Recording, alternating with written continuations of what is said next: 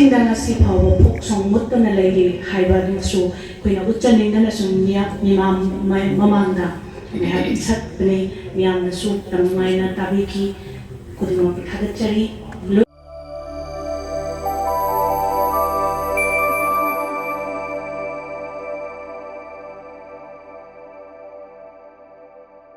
ꯑꯩꯈꯣꯏꯒꯤ peoples museum ꯀꯛꯆꯤꯡꯅ 1991-92 ꯁ꯭ꯋꯥꯏꯗꯒꯤ ꯀꯛꯆꯤꯡꯒꯤ ꯂꯥꯏ ꯍꯔꯥꯎꯕ ꯑꯁꯤ ꯌꯣꯛꯈꯠꯇꯨꯅ ꯃꯅꯤꯄꯨꯔꯒꯤ ꯃꯐꯝꯁꯤꯡꯗ ꯀꯛꯆꯤꯡꯒꯤ ꯂꯥꯏ ꯍꯔꯥꯎꯕ ꯑꯁꯤ ꯃꯐꯝ ꯑꯃ ꯀꯟꯅꯕꯒꯤꯗꯃꯛꯇ ꯄꯨꯈꯠꯇꯨꯅ ꯁꯨꯝ ꯂꯥꯛꯆꯈꯤꯕꯅꯤ ꯑꯗꯨꯕꯨ ꯀꯣꯔꯣꯅꯥ ꯂꯩꯔꯨꯕꯒꯤ ꯃꯇꯝꯗꯒꯤ ꯑꯩꯈꯣꯏꯅ ꯃ꯭ꯌꯨꯖꯤꯌꯝꯒꯤ ꯊꯕꯛ ꯑꯌꯥꯝꯕ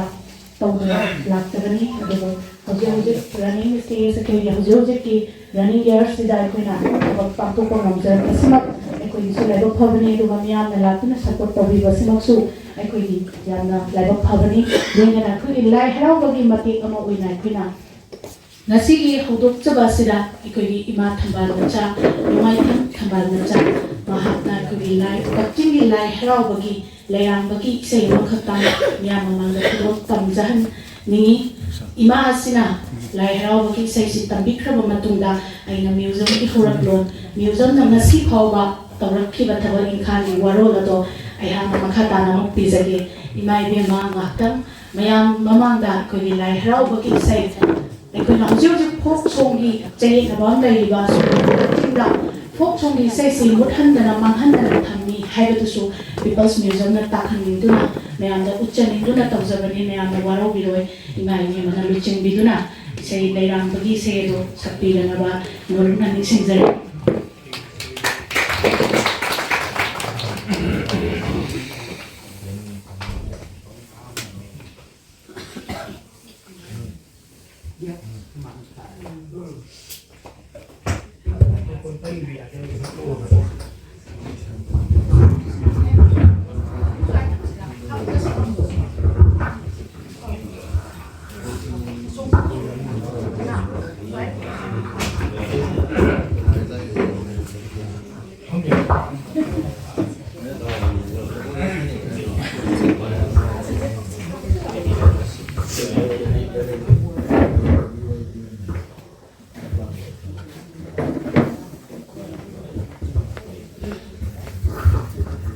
Asi yai parvanumi 44 foundation ge function of people singing coaching dia mari lainana function lasibu mapung phan ba ring bi ba mayai tang ba lo bi ba loina khwai kuna mabu ahama mata da kong khunjari ngasi aphai aiso khangjadraba nasana naina laikhidraba mingoi panjaraba da mayang lambam pagi khat pabung Gaurachandra di na pagi lai harawasi yamna phajana pagi khat bidana thambiramani aduga pagi umang lai Kaching ki lai harawbada iko bakar pada pagi lai bunda lai pagi lai lang ba hasina pagi sayo ise wajaraga sakjabani ngasi pabung usa di maphamda kaisi phangjadraba nasana na yohina sakjal rori basi soki lam ba kaya yaw basu ngapi dani hana phangja amaka hanna aina so kulon kurumjari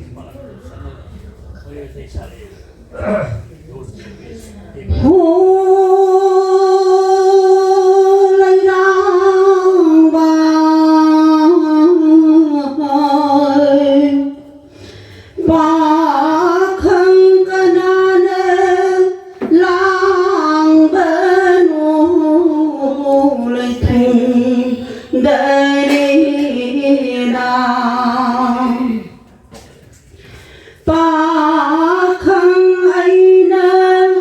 la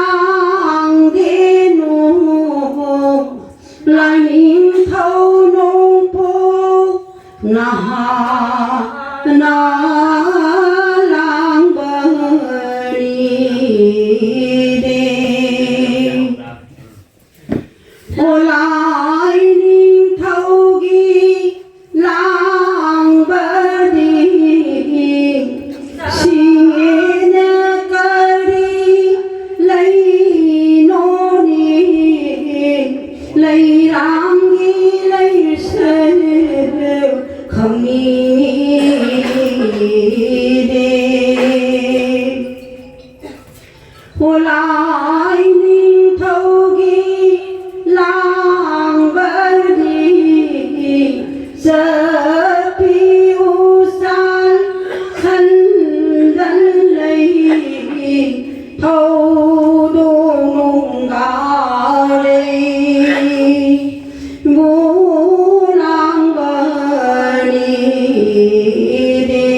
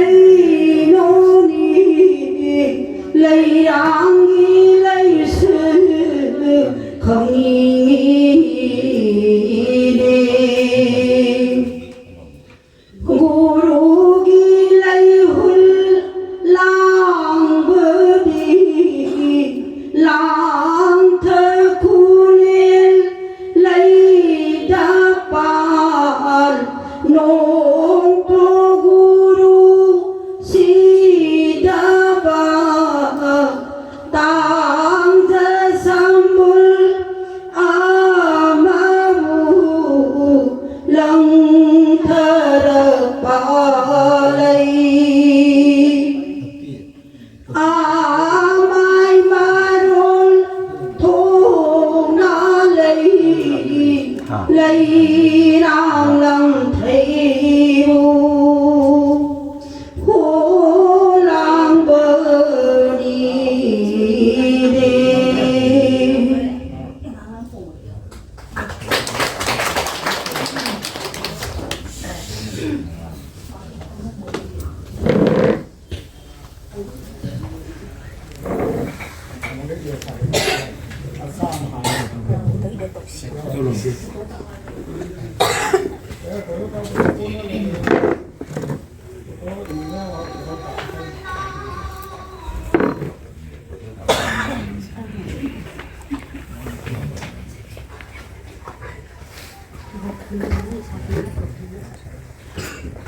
hꯧzik tabido kuri yengkom laidi bok yengkom kaikom najaribi bok ibema yengkom tobi mahaki lising makhata ngasi pawba matam kuina dagi sum isaysi makhata na saktuna latpa domba abok tombi ki sebok ngatani nomai them ima thambal macha amana bok tombi ki mama pi yengkom manorama makhoyanina sapik khibai se edu ekhoi kapching lai hrawbada leilang bala chakpai chaini maduna ekhoina ngasi phawba folk song hojik chege na bayamna laiba sigi maramda ekhoina kitang panjarabada kapching da ngasi phawba folk song mutna lairi haiba su khoina uchaning na sumnya imam mamangda meha chakpne yamna su tangmaina tabiki kudino thagachari loina People's Museum Kapching si 1981 da koi ningkhatchabani January gi ngasi tang 14 asigi numit asi makta Kapching ni thongle kaida amang luksabani madudagi ni thongle kaida gi khungapana khungphang lektabana matamdudadi khungangi lamna museum habise kanana khangba sunati laisugi mangan yamna uba sunati maramatuna ikhoina People's Museum asi ni thongle kaida gi Pungak pamatamda ikhogi hojik leiriba Kapching chunang gi ya leiriba ikhogi ashram da pot chikhara thamakpa loinana migi sangonda khara thammakpa aina ipa ibungodagi tajahubada adagi migi gari workshop da khara thamba sumaina machit adagi khoi mekha lekai district oza khetrinem oza tumbi di mathak yum mathak thangba loin sida khara thammakpa sumaina museum gi project thijaluraga machit khungangi lam koiraktarina museum karino haibasi khangaktaba ipa ibungodunati mathawai yawmanbarina ahalaman miyamama loina jaruba loinana hai singba miyoi kaya amu tinaruba loksin kai mayamuna mahaki loksin loina class 8 khatari pass tokiba dubu mahaki loksin pukai duna maram hoiraga nasi koya oriba poche mayam nasi aina phawa nasi ai mod thiro hairasu ai thaunana ai wakhalna phanglaroi haibasi makai thanjage aduga ipai bongona thambiram leba property asi ai khaknate ai imai be magi khaknate ai imungi nate People's Museum haibasi 1981 da linkhatkibadagi ngasi miyamgi ni Manipur miyam saktak toribani Manipur karam haina horakki Manipur gi chakcha yuthak pije chakche lerakli ba yum lei kere karam haina horakki aikoina potche karamaina thamakki pi hojik almari phajaba seasonary kliba tamdu da kari da hapami haiba khoje makse aikoina museum da gi tamjaningai oirak kadoribani Maduta sunatana ngasi phawda 1981 gi mamang dagi ipai bu asi research scholar na dum tanare e haiba ahalaman sindagi wari yamna tajai hojik phawba mahane hinni matham phawba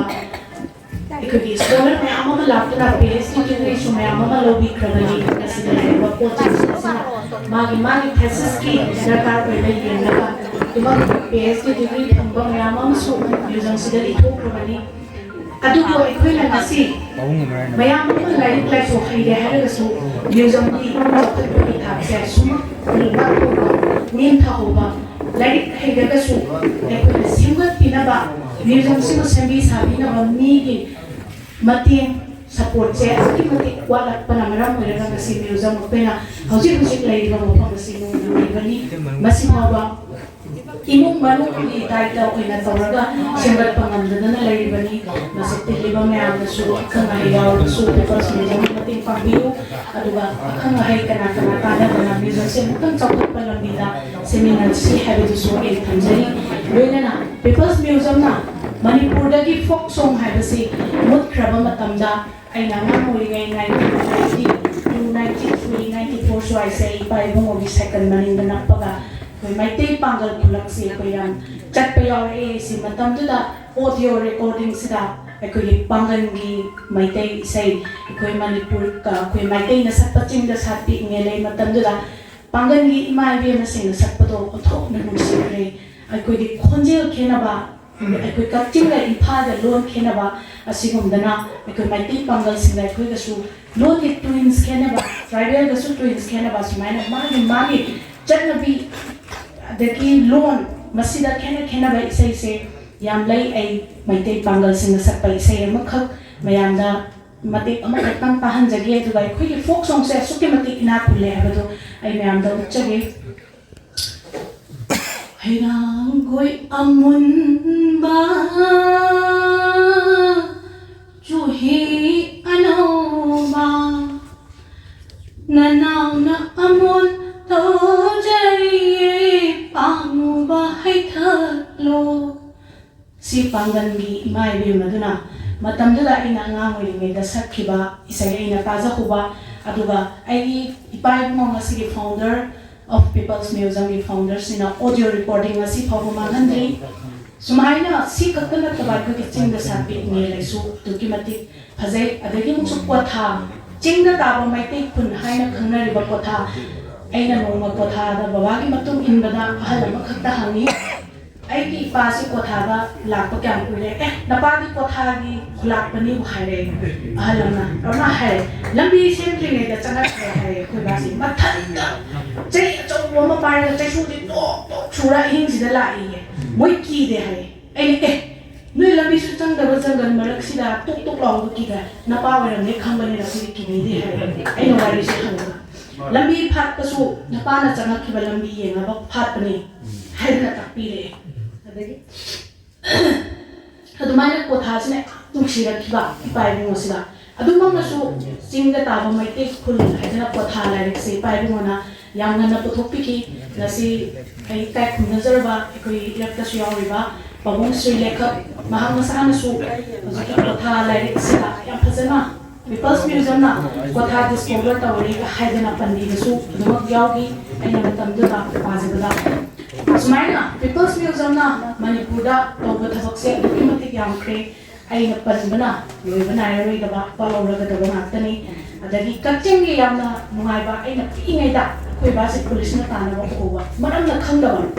ꯍꯧꯖꯤꯛꯇꯅ ꯃꯣꯏ ꯍꯥꯎꯋꯦ ꯁꯨꯝ ꯈꯜꯂꯛꯄ ꯑꯗꯣ ꯍꯟꯗꯛꯁꯦ ꯑꯩꯉꯣꯟꯗ ꯌꯥꯝꯅ ꯂꯥꯏꯕꯛ ꯐꯕ ꯑꯃ ꯊꯣꯛꯏ ꯑꯩ ꯉꯁꯤ ꯃꯥꯡꯗ ꯂꯦꯡꯁꯤꯟꯕꯤꯔꯤꯕ ꯃꯦꯗꯥꯝ ꯖꯁ ꯃꯤꯡ ꯄꯟꯖꯔꯤ ꯃꯦꯗꯥꯝ ꯗꯣꯛꯇꯔ ꯆꯣꯡꯊꯥꯝ ꯁꯥꯟꯇꯤꯕꯂꯥ ꯗꯦꯕꯤ ꯃꯦꯗꯥꯝꯁꯤ ꯅꯍꯥꯟ ꯏꯟꯁꯄꯦꯛꯁꯟ ꯂꯥꯛꯑꯦ ꯑꯩꯈꯣꯏ ꯂꯣꯏꯁꯀꯤꯗ ꯇꯧꯔꯒ ꯑꯩꯁꯦ ꯌꯥꯝ ꯀꯤꯌꯦ ꯂꯣꯏꯁꯀꯤ ꯑꯩꯈꯣꯏ ꯀꯀꯥꯁꯤꯡ ꯄꯥꯕꯨꯡ ꯍꯣꯏꯅ ꯏꯟꯁꯄꯦꯛꯁꯟ ꯂꯥꯛꯀꯅꯤ ꯍꯥꯏꯕꯗꯣ ꯑꯩꯈꯣꯏꯁꯦ ꯊꯥꯏꯅ ꯑꯩ 12 ꯊꯥꯔꯝꯗꯥꯏ 10 ꯊꯥꯔꯝꯗꯥꯏ ꯂꯥꯏꯔꯤꯛꯁꯦ ꯄꯥꯔ ꯆꯠ ꯀꯥꯎꯕꯤꯅ ꯄꯥꯈꯠꯄꯒꯤ ꯑꯦꯛꯖꯥꯝ ꯍꯣꯜꯁꯤꯗ ꯑꯩ ꯊꯛꯊꯠꯄꯗꯣ ꯑꯗꯨꯒꯤ ꯃꯑꯣꯡꯁꯤꯗ ꯑꯩ ꯖꯁ ꯃꯦꯗꯥꯝꯁꯦ ꯌꯥꯝ ꯁꯥꯊꯤ ꯍꯥꯏꯕꯗꯨꯗ ꯑꯩꯁꯦ ꯄꯥꯈꯠꯇꯅ ꯑꯩꯁꯦ ꯑꯍꯤꯡꯒ ꯂꯥꯏꯔꯤꯛ ꯄꯥꯕꯗ ꯑꯩꯁꯦ ꯍꯣꯠꯅꯖꯩꯕꯀꯣ ꯑꯗꯨꯒꯤ ꯅꯨꯃꯤꯠ 5ꯅꯤ ꯑꯩꯅ ꯑꯍꯤꯡ ꯇꯨꯝꯍꯧꯗꯕꯁꯤꯗ ꯀꯥꯟꯅꯕꯁꯦ ꯀꯌꯥꯝ ꯐꯪꯒꯦ ꯍꯥꯏꯕꯕꯨ ꯑꯩꯅ ꯑꯉꯥꯡ ꯑꯣꯏꯔꯤꯉꯩꯗ ꯄꯨꯂꯤꯁꯅ ꯇꯥꯟꯅꯈꯤꯕ ꯄꯣꯠꯇꯣ ꯅꯨꯃꯤꯠꯇꯨꯒꯤ ꯂꯥꯏꯔꯤꯛ ꯅꯨꯃꯤꯠ 5ꯅꯤ ꯑꯍꯤꯡ ꯇꯨꯝꯗꯕꯩ ꯂꯥꯏꯔꯤꯛ ꯄꯥꯕꯁꯤꯗ ꯑꯩꯉꯣꯟꯗ ꯔꯤꯖꯜ ꯑꯃ ꯐꯪꯉꯦꯕ ꯀꯔꯤ ꯔꯤꯖꯜꯅꯣ ꯍꯥꯏꯔꯀꯥꯟꯗ schedule caste ꯀꯛꯆꯤꯡꯒꯤ ꯉꯁꯤ schedule caste ꯐꯪꯉꯤꯕꯁꯤꯗ ꯄꯤꯄꯜꯁ ꯃ꯭ꯌꯨꯖꯤꯌꯝꯁꯤꯅ ꯀꯌꯥꯃꯨꯛ ꯌꯥꯝꯅ ꯀꯥꯟꯅꯕ ꯄꯤꯔꯝꯒꯦ ꯍꯥꯏꯗꯣ ꯍꯥꯟꯅ ꯑꯩꯒꯤ ꯏꯄꯥꯗꯒꯤꯗꯤ ꯋꯥꯔꯤꯁꯤ ꯁꯨꯝ ꯇꯥꯏꯌꯦꯕ ꯑꯗꯒꯤ ꯃꯤ ꯆꯪꯉꯛꯄꯗꯁꯨ ꯋꯥꯔꯤꯁꯤ ꯁꯨꯝ ꯇꯥꯏꯌꯦꯕ ꯇꯥꯕꯁꯤꯅ ꯑꯩꯉꯣꯟꯗꯗꯤ ꯃꯗꯨꯅ ꯐꯨꯜ ꯑꯣꯏꯗꯦꯕ ꯑꯩꯒꯤ ꯅꯣꯂꯦꯖꯁꯦ ꯑꯗꯣ ꯍꯥꯟꯅ ꯑꯩꯅ ꯑꯍꯤꯡ 5ꯁꯤ ꯇꯨꯝꯗꯅ ꯄꯥꯔꯀꯥꯟꯗ ꯑꯩꯉꯣꯟꯗ ꯑꯩꯈꯣꯏ ꯕꯥꯅ ꯂꯣꯏ ꯑꯣꯏꯔꯛꯄꯒꯤ ꯍꯥꯏꯔꯒ ꯑꯥꯔꯇꯤꯀꯜ ꯏꯔꯝꯕꯁꯤꯗ ꯑꯩꯉꯣꯟꯗ ꯂꯧꯁꯤꯡ ꯑꯆꯧꯕ ꯐꯪꯉꯛꯈ꯭ꯔꯦ ꯃꯔꯝꯗꯤ ꯑꯩꯈꯣꯏꯒꯤ ꯀꯛꯆꯤꯡꯒꯤ ꯁꯦꯗꯨꯜ ꯀꯥꯁꯀꯤ ꯐꯪꯉꯤꯕ ꯌꯨꯝꯅꯥꯛꯁꯦ ꯄꯤꯄꯜꯁ ꯃ꯭ꯌꯨꯖꯤꯌꯝꯗ ꯂꯩꯔꯝꯕ ꯑꯔꯤꯕ ꯂꯥꯏꯔꯤꯛꯁꯤꯡꯗꯒꯤ ꯂꯧꯊꯣꯛꯄ ꯄꯤꯕ ꯑꯣꯏꯔꯝꯕ ꯑꯗꯒꯤ ꯑꯃꯨꯛꯁꯨ ꯃꯗꯨꯒꯤ ꯗꯤꯁꯤ ꯎꯅꯕ ꯆꯠꯄꯒꯤ ꯑꯩꯈꯣꯏ ꯀꯀꯥꯎꯇꯝ ꯀꯀꯥꯔꯅ ꯀꯨꯃꯥꯔ ꯕꯕꯥꯒꯤ ꯃꯇꯨꯡ ꯏꯟꯅꯔꯛꯄ ꯃꯣꯏꯒꯤ ꯕꯦꯁꯄꯥ ꯑꯃꯟꯕꯁꯤꯗ ꯊꯧꯔꯒ ꯑꯩꯈꯣꯏ ꯂꯣꯟꯅ ꯊꯨꯞꯅꯒ ꯆꯦꯟꯕ ꯆꯦ ꯆꯥꯡꯁꯤ ꯁꯤꯖꯤꯟꯅꯕ ꯃꯁꯤ ꯋꯥꯔꯤꯁꯤ ꯌꯥꯝ ꯌꯥꯎꯔꯝꯃꯦꯕ ꯑꯗꯣ ꯑꯩꯁꯤ ꯂꯧꯁꯤꯟꯅꯔꯛ ꯑꯗꯩ ꯃꯇꯝꯗꯨꯗ ꯑꯩꯈꯣꯏ ꯃꯃꯥꯡꯒꯤ ꯑꯣꯖꯥ ꯇꯣꯝꯕꯤ ꯑꯣꯖꯥ ꯔꯟꯖꯟ ꯄꯨꯂꯤꯁꯅ ꯐꯥꯗꯣꯏ ꯇꯥꯟꯅꯔꯛꯄꯁꯤꯗ ꯑꯩꯈꯣꯏꯁꯦ ꯑꯉꯥꯡ ꯏꯪꯈꯩ ꯀꯩꯒꯤꯅꯣ ꯑꯩꯈꯣꯏ ꯕꯥꯁꯤ ꯄꯨꯂꯤꯁꯅ ꯐꯥꯗꯣꯏ ꯇꯥꯟꯅꯩꯁꯦ ꯅꯍꯥꯔꯣꯜꯂꯒ ꯍꯥꯏꯌꯦ ꯃꯇꯝꯗꯨꯗ ꯑꯩꯈꯣꯏꯅ ꯌꯥꯝ ꯀꯤꯖꯕꯗꯣ ꯅꯍꯥꯔꯣꯜ ꯍꯥꯏꯔꯗꯤ ꯑꯗꯣ ꯑꯣꯏꯔꯝꯗꯦꯕ ꯑꯗꯨꯒꯤ ꯄꯣꯠꯇꯣ ꯑꯩꯅ ꯑꯉꯥꯡ ꯑꯣꯏꯔꯤꯉꯩꯗ ꯈꯟꯈꯤꯕ ꯄꯣꯠꯇꯣ ꯑꯣꯏꯔꯝꯗꯦꯕ ꯃꯔꯝꯗꯤ ꯑꯐꯕ ꯄꯣꯠ ꯑꯃ ꯇꯧꯕꯗꯨꯗ ꯃꯇꯝꯗꯨꯗꯤ ꯈꯪꯗꯕꯅꯤ나 ꯀꯩꯒꯤꯅꯣ ꯈꯪꯗꯕꯅ ꯑꯣꯖꯥ ꯔꯟꯖꯟ ꯑꯣꯖꯥ ꯇꯣꯝꯕꯤꯁꯤ ꯄꯨꯂꯤꯁꯅ ꯐꯥꯒꯗꯧꯔꯦꯅ ꯇꯧꯕꯁꯤꯗ ꯃꯌꯨꯝꯗ ꯂꯣꯠꯐꯝ ꯂꯩꯇꯗꯅ ꯑꯩꯈꯣꯏ ꯀꯩ ꯃꯅꯨꯡꯗ ꯂꯣꯠꯍꯜꯂꯦꯕ ꯀꯩꯁꯤꯗ ꯑꯃꯨꯛ ꯂꯣꯠꯄꯁꯤ ꯄꯨꯂꯤꯁꯅ ꯐꯥꯈ꯭ꯔꯅꯤ ꯑꯩꯁꯦ ꯄꯥꯈꯠꯄꯅꯦꯕ ꯑꯩꯈꯣꯏꯁꯤ ꯃ꯭ꯌꯨꯖꯤꯌꯝꯁꯤ ꯁꯨꯃꯥꯏꯅ ꯁꯥꯔꯝꯃꯦꯕ L ꯁꯦꯞꯇ ꯂꯩꯔꯝꯃꯦꯕ L ꯁꯦꯞꯇ ꯂꯩꯔꯝꯕꯒꯤ ꯀꯥ ꯑꯃ ꯃꯝꯁꯤꯜꯂꯛ ꯇꯧꯕ ꯀꯥ ꯑꯃ ꯂꯩꯔꯝꯃꯦꯕ ꯑꯩꯈꯣꯏꯅ ꯑꯉꯥꯡ ꯑꯣꯏꯔꯤꯉꯩꯁꯦ ꯊꯦꯕꯒ ꯊꯝꯃꯒ ꯃꯁꯤ ꯀꯥꯁꯤꯗ ꯃꯣꯏ 3-4ꯒ ꯂꯣꯠꯍꯜꯂꯦꯕ ꯇꯨꯝꯐꯝꯒ ꯊꯥꯔꯒ ꯌꯥꯝ ꯋꯥꯅ ꯑꯗꯨꯒꯤ ꯀꯥꯒꯤ ꯊꯣꯡ ꯁꯨꯡꯍꯥꯡ ꯍꯥꯡꯗꯦ ꯑꯗꯨꯒ ꯊꯣꯡ ꯂꯩ ꯍꯥꯏꯕꯁꯨ ꯎꯍꯟꯗꯦꯕ ꯎꯄꯨꯒꯨꯝꯕ ꯑꯃꯅ ꯈꯟꯖꯟꯈ꯭ꯔꯦꯕ ꯑꯩ ꯃꯇꯝꯗꯨꯗ ꯑꯩ ꯁꯨꯡꯈꯪ ꯈꯪꯗꯦꯕ ꯑꯩ ꯀꯔꯤꯒꯤꯅꯣ ꯈꯪꯗꯦ ꯍꯧꯖꯤꯛꯇ ꯑꯩ ꯃꯗꯨꯒꯤ ꯔꯤꯖꯜ ꯈꯪꯉꯦꯕ ꯁꯦꯗꯨꯜ ꯀꯥꯁ ꯐꯪꯅꯕ ꯍꯣꯠꯅꯕꯗ ꯄꯤꯄꯜꯁ ꯃ꯭ꯌꯨꯖꯤꯌꯝꯅ ꯋꯥꯈꯤꯕ ꯄꯣꯠꯇꯣ ꯑꯩ ꯈꯪꯉꯛꯑꯦꯕ ꯍꯧꯖꯤꯛꯇꯗ ꯌꯥꯝ ꯁꯨꯝ ꯅꯨꯡꯁꯤꯔꯛꯑꯦ ꯌꯥꯝꯅ ꯏꯄꯥ ꯏꯕꯨꯡꯒꯨꯝꯕ ꯑꯗꯒꯤ ꯃꯦꯗꯥꯝ ꯖꯁꯅ ꯅꯍꯥꯟ ꯂꯥꯛꯄꯒ ꯁꯨꯝ ꯑꯩ ꯏꯄꯥ ꯏꯕꯨꯡꯉꯣ ꯊꯥꯒꯠꯄꯤꯔꯛꯄꯗꯨꯗ ꯑꯩꯁꯦ ꯑꯩꯅ ꯈꯜꯂꯝꯃꯦ ꯑꯩꯕꯨ ꯄꯣꯛꯄ ꯏꯄꯥꯅꯤ ꯍꯥꯏꯕꯒꯤ ꯑꯩꯅ ꯌꯥꯝꯅ ꯈꯜꯂꯨꯕ ꯑꯗꯣ ꯑꯩꯅ ꯁꯨꯝ ꯍꯧꯖꯤꯛꯁꯦ ꯈꯪꯉꯛꯄ ꯃꯇꯝꯗ ꯀꯣ ꯏꯊꯟꯇ ꯄꯥꯝꯃꯨꯔꯛꯄ ꯍꯥꯏꯇꯥꯔꯦ ꯑꯩꯒꯤ ꯑꯍꯥꯟꯕ ꯒꯨꯔꯨꯁꯨꯅꯦꯕ ꯑꯩꯅ ꯍꯦꯛ ꯄꯤꯛꯏꯉꯩꯗꯒꯤ ꯂꯥꯏꯔꯤꯛ ꯑꯔꯤꯕ ꯄꯥꯕ ꯇꯝꯕꯤꯔꯛꯏꯅꯤ ꯑꯗꯒꯤ ꯅꯪ ꯂꯃꯥꯡꯅꯗꯤ ꯈꯜꯂꯣ ꯂꯝꯕꯤꯗ ꯆꯤꯡ ꯀꯔꯝꯍꯥꯏꯅ ꯀꯥꯒꯅꯤ ꯑꯗꯒꯤ ꯑꯁꯣꯝꯕ ꯂꯝꯕꯤ ꯀꯔꯝꯍꯥꯏꯅ ꯅꯨꯃꯤꯗꯥꯡꯗ ꯅꯪ ꯃꯊꯛꯇ ꯂꯃꯥꯡꯅ ꯍꯧꯔꯦ ꯈꯜꯂꯣ ꯑꯁꯣꯝꯕ ꯂꯝꯕꯤꯗ ꯅꯪ ꯀꯔꯝꯍꯥꯏꯅ ꯆꯠꯀꯅꯤ ꯍꯥꯏꯕꯁꯦ ꯌꯥꯝ ꯇꯝꯕꯤꯔꯛꯑꯦ ꯑꯗꯒꯤ ꯍꯤꯗꯥꯛ ꯂꯣꯟ ꯏꯔꯝꯗꯥꯏꯁꯤꯗꯀꯣ ꯑꯁ ꯃꯥꯅ ꯄꯤꯖꯕ ꯑꯁꯪ ꯑꯃꯥꯟꯁꯤꯀꯣ ꯑꯩ ꯀꯞꯅꯤꯡꯕ ꯑꯃ ꯌꯥꯎꯖꯥꯠꯅꯤ ꯑꯩ ꯊꯤ ꯉꯥꯡꯉꯤꯅꯤ ꯆꯤꯡꯁꯤ ꯄꯨꯔꯅꯤ ꯑꯩꯈꯣꯏ ꯏꯕꯥꯅꯤꯁꯦ ꯋꯥꯛꯀꯤꯡ ꯆꯠꯂꯅꯤ ꯄꯨꯡ 2ꯃꯨꯛ ꯇꯥꯕ ꯅꯨꯡꯁꯥ ꯆꯥꯈ꯭ꯔꯕ ꯅꯨꯡꯁꯥꯁꯤꯗ ꯃꯔꯤꯡꯁꯤꯡ ꯑꯋꯥꯡꯕꯁꯤ ꯀꯥꯔꯀꯣ ꯆꯤꯡꯂꯣꯟ 3-4ꯁꯤ ꯃꯥ ꯄꯨꯗꯣꯏꯅꯦꯕ ꯍꯦꯛ ꯎꯕ ꯃꯅꯥꯁꯦ ꯊꯠꯂ ꯄꯤꯖꯗꯣꯏꯅꯦꯕ ꯃꯥꯅ ꯍꯥꯟꯅ ꯆꯥꯒꯅꯦꯕ ꯑꯗꯣ ꯄꯣꯏꯖꯅꯁꯨ ꯑꯣꯏꯗꯦꯕ ꯑꯩꯅ ꯃꯉꯣꯟꯗ ꯉꯛꯈꯤꯕꯁꯦ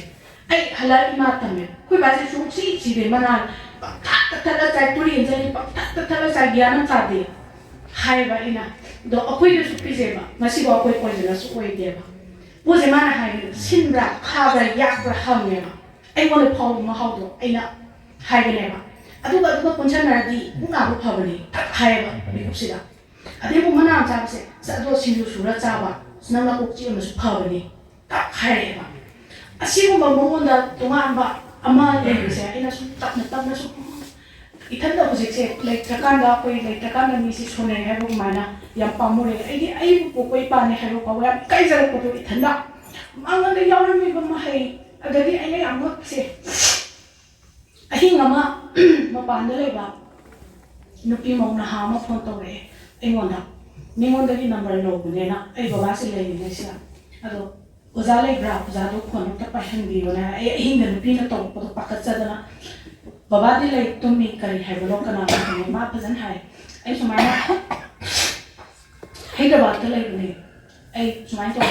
इसान रुपियंगा ऐ कोई बगा लाइक को चपदा मोय लाई चंगबया द जगांदा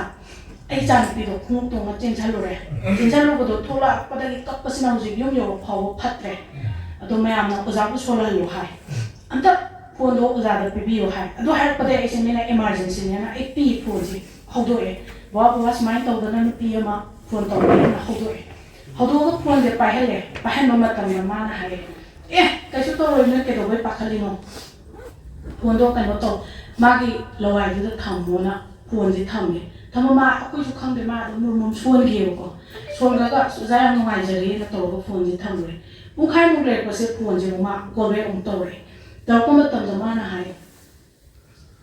बिमा हजि बाबा सोंदो जे ना फगरे ऐ गरे ओजागी जा थाना बले कनु पैसा खरत ओसो हापके अकाउंट नंबर पिरोक्सि ऐ जे पुंगा गखरे मोइदा लेरमेबा कि स्पिरिचुअल अमसु यावजरगा मसा अखोय सुम युमदा लेमिनरगा सुमाना ताक्तबनि ना अखोय खंगौदबा हाय तारे अदो ममोन लेरमेबा पावर में माना खंगौमिबा मैम से कोसि ता खंगपदगी माय मतु इलक्पगा ममोनदा अदगी युमदा लाक्पा मिसु उनादना चखिबगी माना चक्चबा मसी यामना नुआयरते अदगी फोक सॉन्ग से मणिपुर दगी मुलुरबनि फोक सॉन्ग से मुलुरबा फोक सॉन्ग से 2001 2 स्वाय इन खंबा स्वाय सिदगी कोई स्वाय लुगुंबगा इसे सकपा मी सिंग से खरखर माना ट्रेनिंग पिए सारे गमा तमुबा मी से फोक सॉन्ग सकपदा हेक्ता ताति वाय मसे इन खंबा वाय लुगोंबा की इसे सौबा मी से कोई बाना नहा कर कोचले फोक्सु मी से तमहले युमसिना खोले जी ता यादबा माने दिगा से ता होबो ना न खोले दु ता न बना ताक पसे को सुं ता दबने आहान दो ओइना पगी बोय न संगले न पुथोए पुथोपगी सुंबन गा सुक पुबो से हेक्ट इम्फानी नाम जी युमझलपने सुंबन जुची कना खंगम द्रे भाजना अखोई की कचिंग द पुपनिना लवाई द पुपनि खर खंगौरे दगी अखोइना मु पोचि म्याम खंगि लाइब फदना इपाय मोसिगा नंगना जरुबगी मायाम खंगब पोत म्याम सु खंगौरे सुमाने सुक सुमन सिगा द उबदा इसे ताति ने म्याम जि पुंगौ ngौ ना गरने करम हाइना असिन म्यूजिक पिले इसे सकतोय नमा रेडियो स्टेशन दु खतारि है म्यूजिक औत के इसे सकय यारो है अखोइ बाना म्यूजिक ती फौजुर काना म्यूजिक थो कदम ने है अदो फौजुर काना म्यूजिक थोलक तो इसे कमाय थोलक तो न जा यारो इसे डायरेक्टर सिगा लाक्तन खतरेबा चिना पवाना दे सवाना खन चसिलो इकाइजदा कोइना दि अंगामिना चसिलो हाय जी माया दे माय न फुम लेबा तोने लादि तोनी सिनेबा अबे मरो न कच्ची मरो लोले मैम दे हावर वो खंदि तार का दे ए तोने आदि तोने माय सिनेबा रेडियो स्टेशन दा ai sino ikai no mai ga se ngam jale wa mi na mi dai ta sin ya ge chok chok ga na ko pan phamu ga hai ga la ne ngonda ale bi na pu da mi kra iche bi ja le ni ma tam da ate iche bi ja si mai pra ka pa da iche bi ja si ya mu shi lai su oi kre mahana noi kana wa nga ga ro ozana to ba thaba ku di ma radio station na ya ozana music ya ge na ozana to ba ku di ma manipur mai nga pani ओजाना उतोर बाको याय नोई director नोदा नवा तंगा गे मान आखन गे ma'am जि की गे पुदा तेरे studio से पुसलगा पोफि से गा उलो साइ सावरम नि डायरेक्टर स्टूडियो चंग फम ताख खरबने दा हाने दि पोक सोने न साइ गो म्याम न कोइ गिटार यंग क नि जो म्यूजिक से यौझल क जो ने ओमन ब पुरा पुदो अदि अदुम हाइना रेडियो स्टेशन जो को ले दुगा कोइ Shanghai festival the so ma'am म को तिरना माने तिरमे इसे जगोई दा कचिंग की ओइबा नुपा सिंग की ओइबा फंदन जगोई दा हैदना मैम मा कोई फन्ना रसिंग तौगा कोई यु बिस्मा मुक्तदा सारना थाम मा दुमाना मणिपुर की मफम पुदना चले कोई नवेंबी चे खंगा तुंबी तुरेवांग दगी मासी याम बाबाने आमना मचा दौना नुसिना हाना पुखला में फोक सोंग सिदा मासे मफम खुदिंग सुम सले अदो मयुम नुपी ऐसे युम पानी बदगी युम पान बमसे सिना एक बागी तौरिबा लंबी दो पामक्त्रगदी यादे हाइबगी फोटो अदोंदा सु खितंग लैगी बने ना खुजि फोक सोंगे याम चंचन मंगांगिद्रे पीपल्स म्यूजियम ना अदगी अखोई से लैगी लैगोन से सेखाबा कोई पमुंग लाइसरम ब्रेंड कुमा लैने द सुपै तौवी अखोई वाइम हाई स्कूल की हॉल से सारप कोई जिने दा कोई पांथोकी अदगी 2016 दा कोई सुम होंबा हैदना फोक्सुई छै कक्चिंग खुनो अदगी ट्राइब सिंचे मतम दुदा बाइफे यावी ट्राइब से ऐसे कोई फोटो सु थेली याम नुसी मचा नो बसेन दो पूरा लाक चाहिँ मोनो से पबुंग है याव जगेना छै है याव जगेना अखोई युम द लेखल लगा मा से छै जे मैम तम बदु दे लखल लगा मतम दु लुमिन नि चुना कोई वान कनोगी सुमा लेकाई होल सिदा कोई लुमिन नि पाथोकी सुमाइना पीपल्स म्यूजियम कक्चिंग ना पुंग होंबा सुमबा हैदना खल मखल मैम ना तो बदंग गमनद्रबा मैम मै पाइ मोसिना तोकी मति फजर फजर पाथोक पिरमी अदो कोरोना लेबा मतमदकी पाइ मोसे सोंथारखिबा मसासे सोंथारखिबा नमरा मोइरगा अखोई फंक्शन तौबा ngमदबगी अवाबा दगी फाइनेंशियली यामना लेरक्तबा सिगुमबसी थोलकपनिना अखोइना ngमक्तबने अदुबु नसिमा म्यूजियम की मपोक नमिसिदा ख्वाइ खुदिंगमना म्यूजियम नुक्सिबिदना लेंबिरक्तिबा ख्वाइ खुदिंगमकसु आइना हनानै पोमोना खुरुमजरी दुगा मतुंग ताबा अखोइगी म्यूजियम की थबक थोरमदसु अखोइना खंगदबा मयामना खंगबा यावरगसु सि तौसी सुम तौसी तानादना अखोइना पुनमक तौमिनसी दुगा ngasimak अखोइगी पोकपाइ पाइबो मयामनबम गौरचंद्र मिहोइना पंजरे पाइबोगी इपाइबोना लेखिद्रगसु ngasi म्यूजियम सिगी अखोइगी मिहोइना पंजरी बाबा यंखुंगी बाबा सुचंद्र नामु पाइबो सिगी लेखिद्रबनिना हाइदना प्रेसिडेंट ओइबिरगा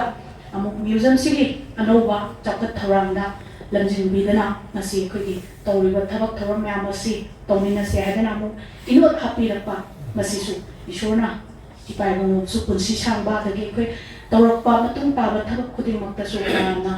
म्यूजियम बु सपोर्ट तौबिनी हाइना खंजरगा ngasiदी म्यूजियम की वाइ खरसी थमजरगा इहांना मयामबु अमुका हना कोमना खुरुमजरी